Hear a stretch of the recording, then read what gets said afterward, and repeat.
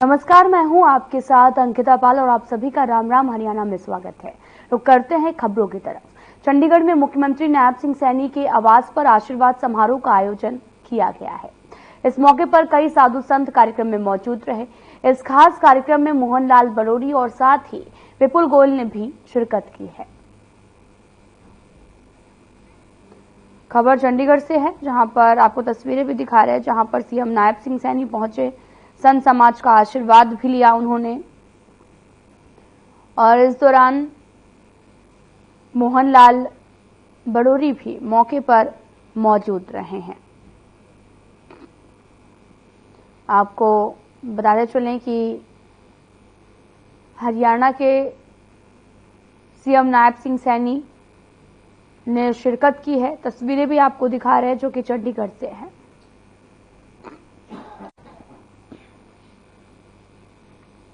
तो वहीं चंडीगढ़ में मुख्यमंत्री नायब सिंह सैनी एक कार्यक्रम में शामिल हुए, जहां उन्होंने संबोधित करते हुए कहा कि सभी संतों को प्रणाम, ये मेरा सौभाग्य है कि आपका आशीर्वाद मिल रहा है। सरकार का धर्म और राजनीति से संबंध होता है और इसी कड़ी में सरकार प्रदेश को आगे बढ़ाना चाहती है।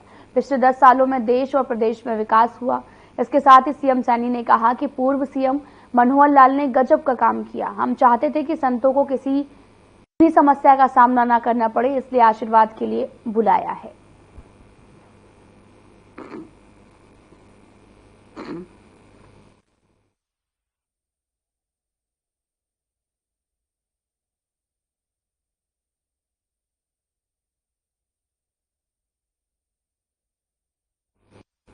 मुख्यमंत्री नायब सिंह सैनी ने आपको बताते चले कि चंडीगढ़ में जर्मन शिष्टमंडल से मुलाकात की। इस मौके पर सीएम सैनी ने जर्मनी से प्रत्यक्ष विदेशी निवेश के जरिए हरियाणा की अर्थव्यवस्था मजबूत करने पर चर्चा की।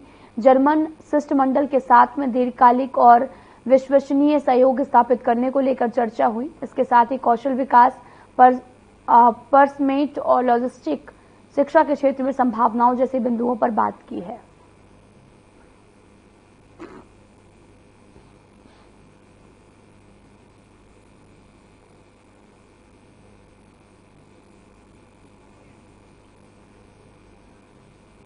हरियाणा के ऊर्जा, परिवहन और श्रम मंत्री अनिल विज ने कांग्रेस नेता भूपेंद्र हुड्डा की तरफ से विधानसभा चुनाव में ईवीएम पर उठाए गए सवाल और इस मामले में कोर्ट में जाने के बयान पर पलटवार करते हुए कहा कि हिंदुस्तान की जनता कांग्रेस नेताओं से ये जानना चाहती है कि जहां से कांग्रेस जीतती है वहां पर ईवीएम ठीक होती है। यदि ये जीत रहे हैं तो चुनाव आयोग या फिर ईवीएम ठीक है। जब बीजेपी जीतती है तो ये चुनाव आयोग पर सवाल खड़े करने शुरू कर देते हैं। हुड्डा साहब से कहना चाहते हैं कि जहां से वो कह रहे हैं कि ईवीएम खराब है और वो कोर्ट में जाएंगे, ईवीएम तो वही है जहां से उनके विधायक जीतते हैं। पहले उनकी जांच कराकर दोबारा से चुनाव कराएं।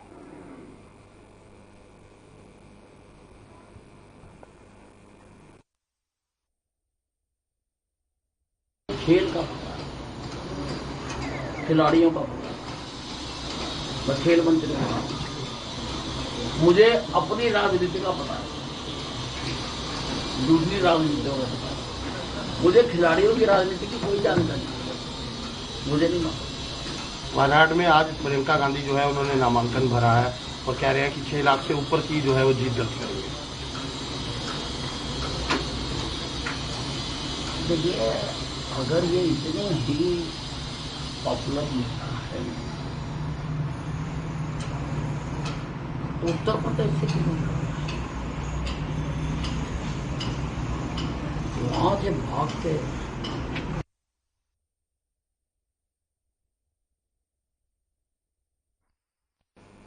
सामाजिक न्याय और अधिकारिता, अनुसूचित जाति और पिछड़ा वर्ग कल्याण मंत्री कृष्ण कुमार बेदी बुधवार को स्थानीय सैनी समाज सभा के मुख्य सभागार में हरियाणा विद्यालय शिक्षा योजना परिषद और समग्र शिक्षा अभियान की तरफ से आयोजित प्रदेश स्तरीय प्रतियोगिताएं कला उत्सव 2024 के पुरस्कार वितरण समारोह में बतौर मुख्य अतिथि बोल रहे थे। उन्होंने कहा कि शिक्षा जीवन का आधार है। शिक्षा के क्षेत्र में किसी प्रकार की कमी नहीं आने दी जाएगी। शिक्षा सभी के लिए शांति, न्याय, स्वतंत्रता और समानता की दुनिया को प्राप्त करने का एक साधन है। इसलिए शिक्षा सभी के लिए अत्यंत आवश्यक है। शिक्षा के बिना कोई भी अच्छा जीवन संभव नहीं है। उन्होंने कहा कि शिक्षा मनुष्य के कौशल को विकसित करती है और उसे मेहनती बनाने में सक्षम बनाती है। का बयान होगा तो सोशल मीडिया भी अभी नहीं खोलना है। हमने उनका बयान वही जाने मुझे नहीं पता। सरकार की प्रतिबद्धता, हमने जो संकल्प पत्र तैयार किया था केंद्र की टीम ने और प्रदेश की टीम ने, वो तो हमने सभी एजेंडे पूरे करने ही है। तो मेन मोटो हमारी सरकार का शिक्षा, चिकित्सा और सुरक्षा। शिक्षा भी बड़ी मूलभूत जरूरत है हमारी। चिकित्सा मोदी जी ने बहुत बड़ा एक आयुष्मान का तोहफा पूरे देश के लोगों को दिया है, परंतु हरियाणा में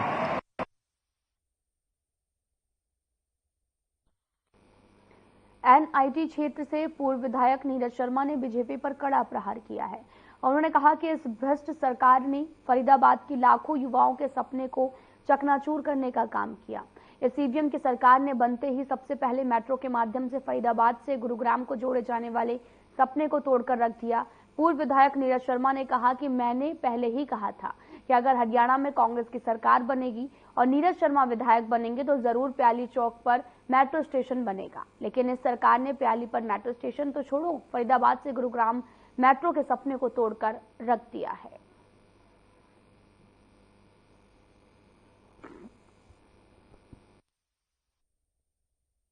दीपावली पर इस भ्रष्ट और मशीनों की बनी बेईमान सरकार का इससे बड़ा तोहफा नहीं हो सकता। जो फरीदाबाद के लाखों युवाओं का सपना था, खासतौर से एनआईटी, भड़कल और बल्लभगढ़ विधानसभा का, कि गुड़गांवा से लेकर फरीदाबाद तक मेट्रो चलेगी और हमारे प्याली चौक पे मेट्रो स्टेशन बनेगा, जिसकी घोषणा इनके पूर्व मुख्यमंत्री ने कई बार करी।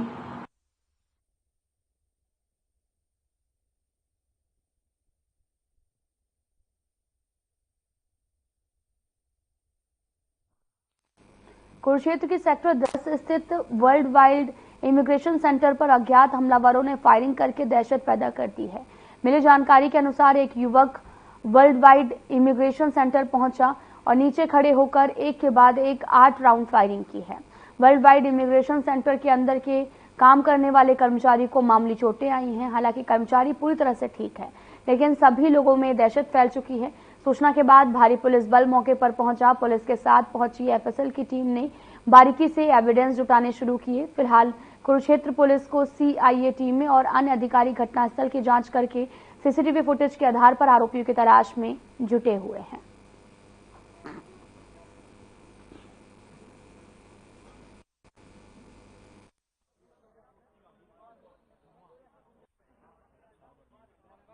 भी अचानक कोई एक सिंगल आदमी आया जी, 10-12 सिंग अपने राउंड के फायरिंग करके चले गए हैं और बचाव हो गया। भी किसी को गोली नहीं लगी। जैसे हमारा सेंटर है, मेरे भाई है जी, और हमारा इमिग्रेशन का ही काम है, काफी टाइम से हम कर रहे हैं। तो ये तो कुरुक्षेत्र में देखे जाए तो सीएम सिटी हो गया जी एक हिसाब से। और ये नए सीएम बनते सार आप देखो जी, ये तो गलत काम हो रहा है जी, सिक्योरिटी है ही नहीं है जी। तो कोई नुकसान तो नहीं, अभी ऐसा हो गया जी, अपना चुपके से अपने घर बैठ के आराम से रहो, काम करने को तो बंदा निकल नहीं सकता बाहर जी। कोई थ्रेट वगैरह आया था, कोई धमकी? थ्रेट तो पहले तो नहीं आया था, अभी भाई साहब अंदर बैठे हैं थोड़ा, तो अभी देखो जी, अभी कोई आई है, कह रहे कॉल, ऑडियो कॉल भेजी है उन्होंने कुछ के बाद। हाँ, फायरिंग के बाद उनको मैसेज आया है कोई किस नाम से, राणा जी के नाम से कोई ऐसी कॉल आई है। आगे नाड़ा और उधर से ही चला गया फायर कर। कितने फायर होना अंदाजे से 8-9 फायर। ये खाली फूल आपके पास पड़ा। क्या बाइक पे आया था क्या व्यक्ति? जो था नहीं पता, पीछे से आया। क्या उम्र रही होगी व्यक्ति की? मैं काम नहीं कर जा रहा, क्या भूल तो क्या कितनी उम्र रही? क्या उम्र? जानकारी नहीं। चेहरा देखा है? चेहरा सीसीटीवी में आया वो सर। आप साथ आए हुए चेहरा? नहीं देखा, लेकिन भागते हुए देखा यहाँ से। क्या ये दरवाजा ऐसे खुला था? तो कितने लोग थे?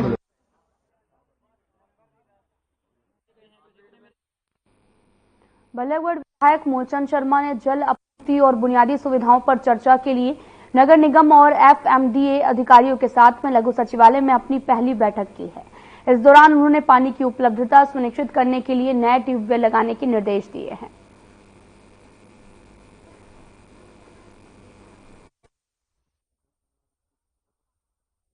दिवाली का त्योहार है, उसकी साफ है, सफाई है, फिर सीवर की समस्या को, पानी की, लाइट की समस्या, छोटी छोटी समस्या है कि 3 महीने के बाद भी पूरी है। जो बहुत लंबा समय आचार संहिता में लग गया, चुनाव में लग गया, और जिस दौरान में क्या है कि जो काम रुके हुए हैं उन कामों को गति देनी है, तेजी के साथ कामों को पूरा करना है। लगभग किस तरीके की जांच समस्याएं देखने को मिली फरीदाबाद में और नहीं, बल्लड़की में लगातार 10 साल से देख रहा हूँ, 11वां साल है कि लोगों के काम है, सड़क है।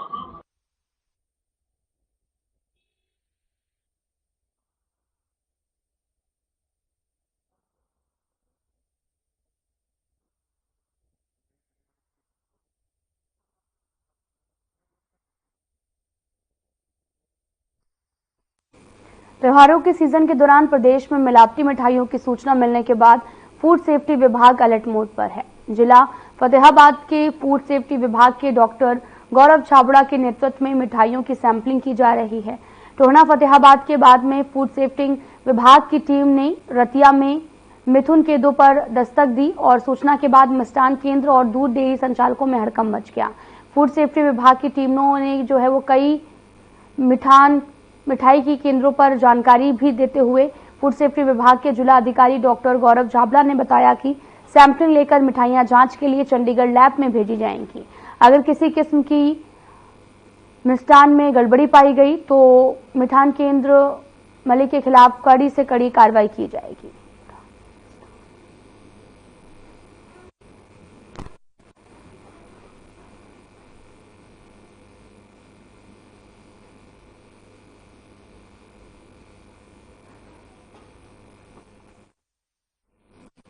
खबर पलवल से है, जहां पर सरकारी विभाग में जिन आउटसोर्स कर्मचारियों की भर्ती की गई है उनके बाद में कौशल विकास योजना के तहत विभाग ने ले लिया है, जबकि जिन सर्टिफिकेट के आधार पर यह भर्ती की गई है वह सर्टिफिकेट फर्जी होने का दावा आरटीआई एक्टिविस्ट ने किया है।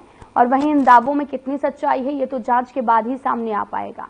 आरटीआई एक्टिविस्ट अमर चंद्र ने बताया कि 2009 से 2014 तक पलवल जिले में सैकड़ों लोगों को फर्जी तरीके से भर्ती ली गई है और जो कि इस पद के लायक भी नहीं थे, और इस मामले को लेकर वे हाईकोर्ट तक भी जाएंगे। उनका प्रयास है कि भ्रष्टाचार को जनता के सामने लाया जाए और भ्रष्टाचार करने वाले आरोपियों को सख्त सजा हो।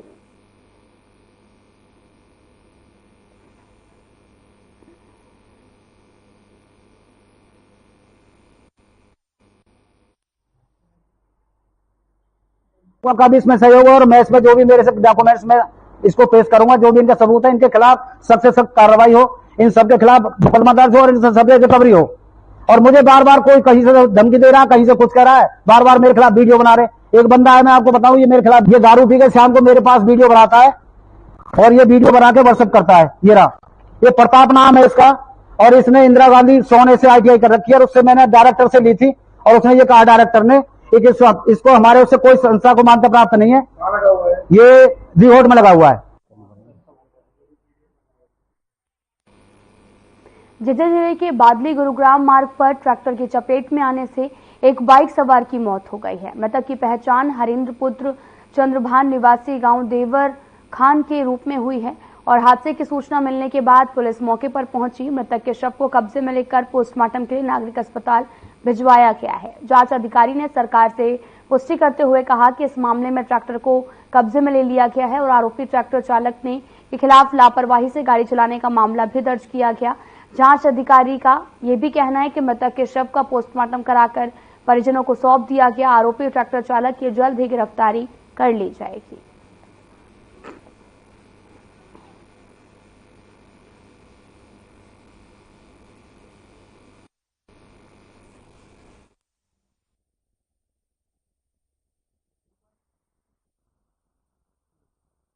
ये सब एक्सीडेंट का मामला है। हरिंदर पुत्र चंद्रभान अपने घर से अपने जरूरी काम के लिए बस अड्डा की तरफ जा रहा था। किसी ट्रैक्टर से टक्कर हो गई और मौका पर मौत हो गई, जिसका पोस्टमार्टम की कार्रवाई अमल में लाई जा रही है। ट्रैक्टर चालक मौका पर ही मिल गया है, उसको जल्दी ही शामिल तफ्तीश किया जाएगा। पोस्टमार्टम रिपोर्ट की कार्रवाई चल रही है।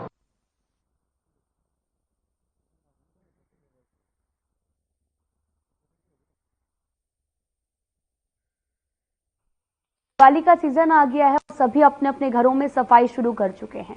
प्रदूषण का स्तर इतना ज्यादा फैल रहा है कि बीमार लोगों को और ज्यादा परेशानी हो रही। भिवानी के CMO डॉक्टर रघुवीर शांडिल ने बताया कि इन दिनों अस्थमा के मरीजों के लिए काफी दिक्कत हो जाती है। प्रदूषण ज्यादा होने के कारण उनको सांस लेने में ज्यादा समस्या हो जाती है। ऐसे में लोगों को पटाखे नहीं जलाने चाहिए, ना ही लोगों को पराली जलानी चाहिए।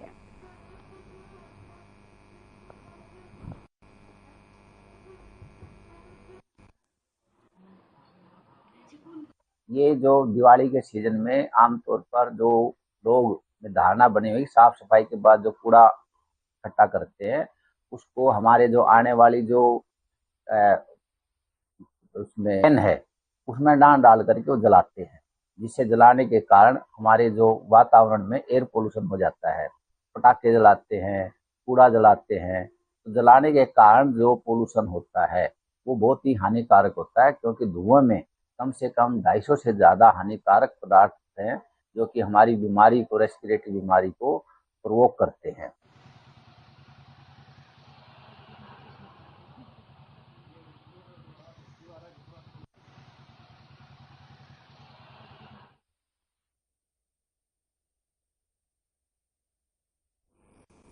रतिया की अनाज मंडी में 16 खरीद सेंटरों पर अब तक 8,64,000 क्विंटल के करीब धान की आवक हो चुकी है।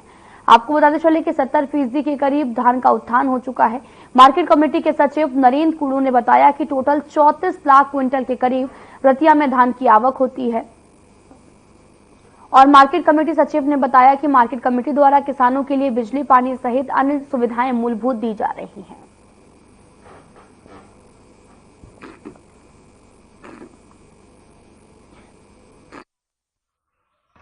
रतिया और सभी खरीद केंद्रों को मिला के 8,67,420 क्विंटल धान अभी तक आ चुका है, जिसमें से 4,95,977 क्विंटल का उठान भी हो चुका है। तो ये यहाँ रतिया की मंडी में और बाहर गांव में अलग अलग कितना है ये सारा? रतिया मंडी में अभी तक आया है 3,74,978 क्विंटल, और जो बैलेंस रह गया वो परचेज सेंटरों का है। वो परचेज सेंटर में तो व्यवस्था क्या की है किसानों के लिए? आपने किसानों के लिए बिजली का प्रबंध है, पानी की व्यवस्था है, बैठने के लिए वहाँ पानी के लिए टैंकर लगाए हुए हैं। उठान को लेकर क्या बनाया? उठान अच्छा है, 70% से ऊपर रतिया की मंडी में उठान है।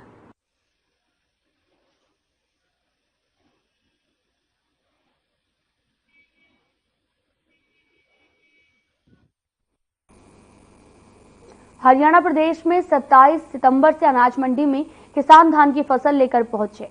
और साथ ही आपको ये भी बताते चले कि अब तक फरीदाबाद के बल्लभगढ़ अनाज मंडी में कितनी धान की फसल की खरीद हो चुकी है। इसी को लेकर बल्लभगढ़ मार्केट कमेटी के सेक्रेटरी इंद्रपाल से बातचीत की गई, तो इंद्रपाल ने बताया कि अब तक मंडी में परमल धान की खरीद 12,000 क्विंटल हो चुकी है। वहीं 1,509 प्राइवेट धान की खरीद 1,25,000 क्विंटल के करीब हो चुकी है। वहीं बाजरे की बात की जाए तो सरकारी खरीद 2700 क्विंटल के करीब हो चुकी है। किसानों को कोई परेशानी नहीं है और किसानों के लिए मंडी में अच्छी तरह से व्यवस्था का प्रबंध भी किया गया ताकि किसानों को किसी परेशानियों का सामना न करना पड़े।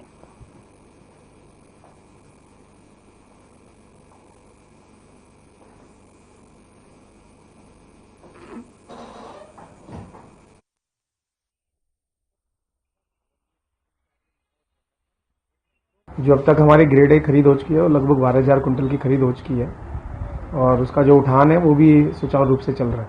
प्राइवेट की बात करें तो प्राइवेट जो बात करें तो 1.25 लाख कुंटल 1509 जो बासमती किस्म है उसकी खरीद हो चुकी है, और उसका भी उठान सुचारू रूप से चल रहा है लगातार। और बाजरे की जो खरीद हैफेड के द्वारा करी गई है 2600 कुंटल के करीब हुई है, और उसका भी जो उठान है वो नियमित रूप से हैफेड के द्वारा करा जा रहा है।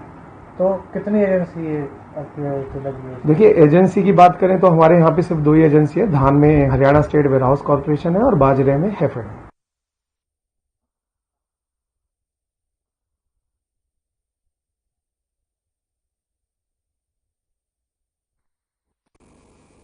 हरियाणा शहरी विकास प्राधिकरण विभाग की खाली पड़ी 2 एकड़ जमीन की, जहां पर चारों ओर दूर दूर तक सिर्फ और सिर्फ गंदगी का आलम नजर आ रहा है, और साथ ही जिसमें न केवल प्रदूषण बढ़ रहा बल्कि बीमारियां फैलने का खतरा भी बढ़ता जा रहा।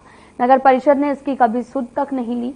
मामले पर अब सख्ती दिखाते हुए प्रदूषण बोर्ड ने कार्रवाई करते हुए HSVP के स्टेट ऑफिसर को नोटिस जारी किया है। खाली पड़े विभाग की जमीन पर कचरा डलवाने और जलाने से भी रोकने को लेकर पत्र लिखा है।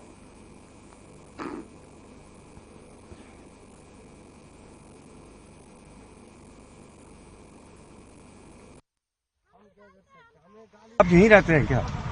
हाँ जी, हम यहीं रहते हैं। तो ये जो इतना कूड़ा है यहाँ पर, गाय भी चल रही है इसके अंदर, क्या कैसे रहते हैं आप लोग यहाँ पर?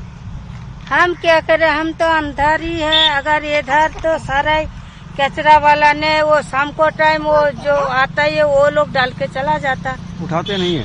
उठाता नहीं है, फिर कहाँ उठाता, जला देता है ये लोग। जलाना से तो और भी ज्यादा ही परेशानी है। ये छोटे छोटे बच्चे हैं आपके साथ, डर नहीं लगता कि बीमार हो जाएंगे?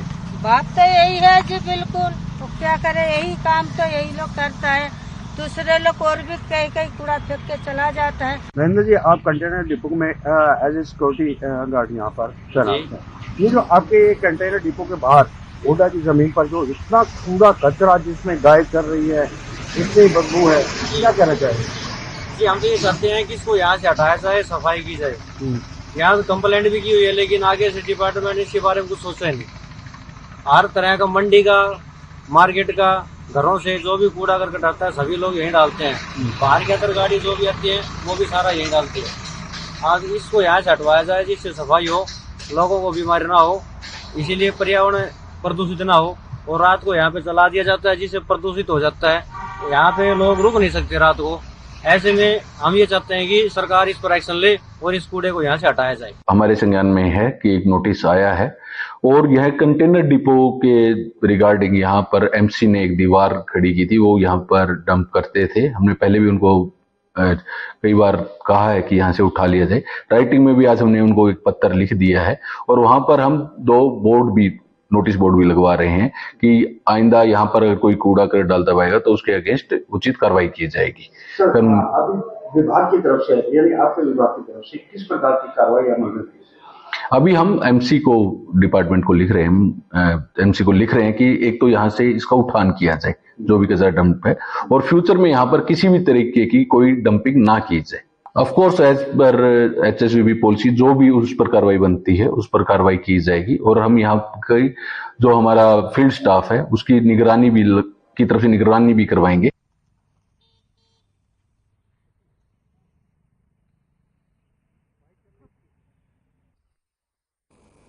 हिसार नगर निगम में आयोजित समाधान शिविर में ऋषि नगर में रेहड़ियों के अतिक्रमण और मुख्य मार्ग पर साफ सफाई के अभाव सहित 29 शिकायतें मिली हैं। नगर निगम कमिश्नर वैशाली शर्मा ने ऋषि नगर का स्वयं दौरा किया, वहां की समस्या का जायजा लिया। डॉक्टर वैशाली शर्मा ने बताया कि अधिकतर शिकायतें संपत्ति कर से संबंधित थी और बहुत सी समस्याओं का समाधान मौके पर कर दिया गया।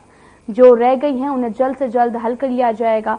उन्होंने बताया कि समाधान शिविर 1 महीने तक लगातार चलेगा। सरकार के आदेश के अनुसार इसे आगे बढ़ाया जाएगा।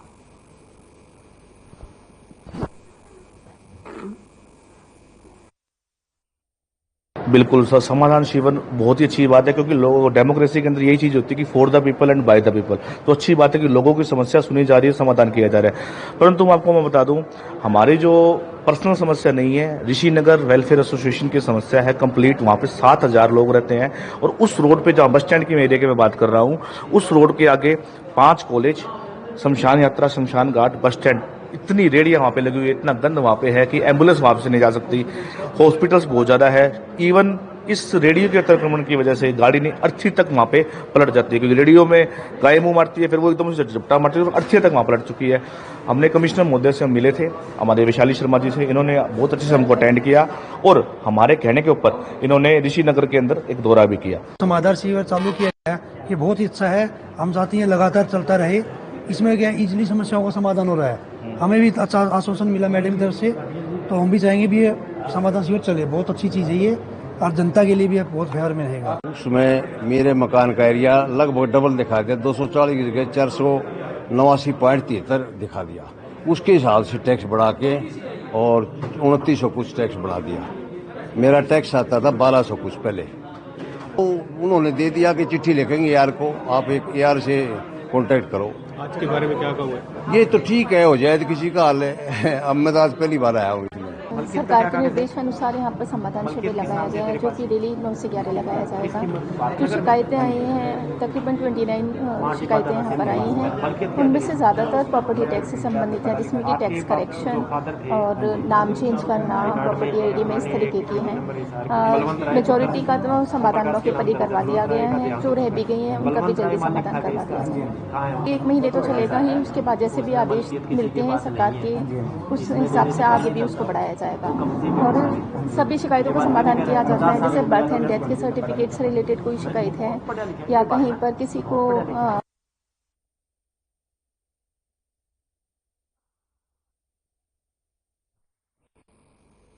फ्लैश में इतना ही। नमस्कार।